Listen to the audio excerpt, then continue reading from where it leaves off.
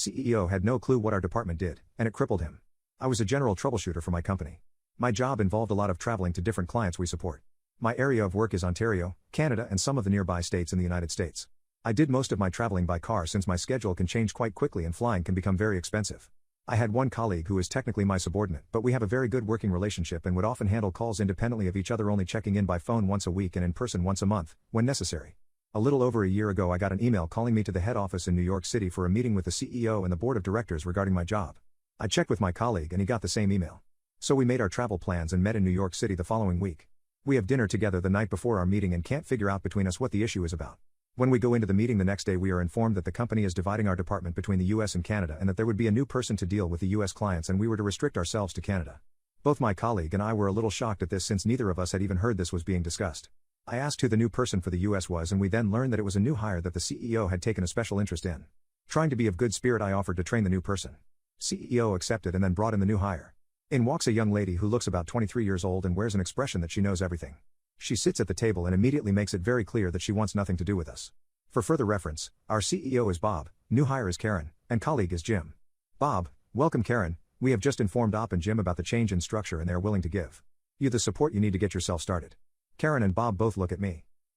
Glad to have you aboard Karen, I think both Jim and I have a lot of experience to share with you and we are happy to do so, perhaps it would be better in a separate meeting so we don't take the board's time. Karen: Thank you all. I have a lot of ideas about how I can streamline our department and new policies I can introduce that should save the company a lot of money and expenses. I'm very confused at this point. Karen is speaking as though she is my supervisor and that is distinctly not what Bob spoke to us about. I can see some of the board members giving strange looks at this as well. Bob: Perhaps I misunderstood the new roles here. Would you please clarify? Bob: Sure, Karen is the new head of your department and both you and Jim will answer directly to her. Board member: That isn't what we discussed or approved as a board. We weren't fully convinced of dividing the department, but this is completely against what we discussed. Karen: What did you discuss then? Board member: That your department would be divided between the US and Canada. Op and Jim would remain north of the border and you would run the US. Karen: That's not what I was told, but I can work with that. As long as these two stay out of my way. Jim and I are both shocked and insulted to be spoken of in this manner. We are both very good at our jobs and before today have never seen this woman in our lives. Bob: That settles it, Op. Effective immediately, you and Jim are to have nothing to do with Karen. Do not interfere with her work at all. You are both to restrict yourselves to working within Canada only. With that he ended the meeting and left the room with Karen close behind him. Jim and I sat there stunned for a moment and some of the board members came up to us to express their shock and sympathies about this. I had enough presence of mind to ask if we would get a written directive of this change and was assured we would. Sure enough, both Jim and I got emails with the new directive from Bob by the end of the day. So after sending an email to all our US-based clients advising them of the change and giving them the contact information of Karen, Jim and I made our way back to Toronto and reorganized ourselves for working within Ontario only. This meant much less traveling for us, so it gave us more room to breathe. Within a week I was getting complaints from our US-based clients that Karen was not answering emails and missing appointments. I forwarded these emails to Karen and copied the entire board including Bob. Another week later I get a phone call from Karen who sounds frantic but will not admit she needs help. She makes pleasant conversation and then asks how I would handle a particular type of situation. I tell her I'm really not interested in discussing work as that might be seen as interfering in her work. Later that evening I got a call from Jim telling me he had the same conversation with Karen and handled it the same way. By the end of that month I got a call from Bob asking if I will take over the entire department again. I politely tell him no since I didn't want to interfere with Karen and her role.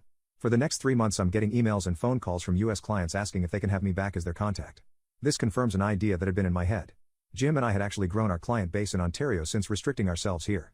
So I had lunch with Jim one day and asked him if he wanted to go into business with me as partners starting our own consulting firm.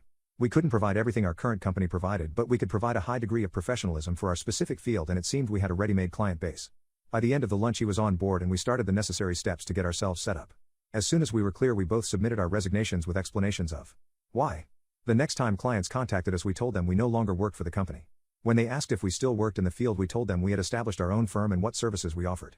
A month later we had 60% of our US clients on board, and since the former company had no Canadian support at all, we had 80% of the Canadian clients. Within 2 months we had 80% of the US and 90% of the Canadian clients. In the year since that time our new company has grown enough that we have hired 7 new consultants. Jim and I find ourselves doing more office work than road work, and a lot of client courting. Our old company has had to stop offering the in-person troubleshooting, which is what we did, and Bob was fired by the board.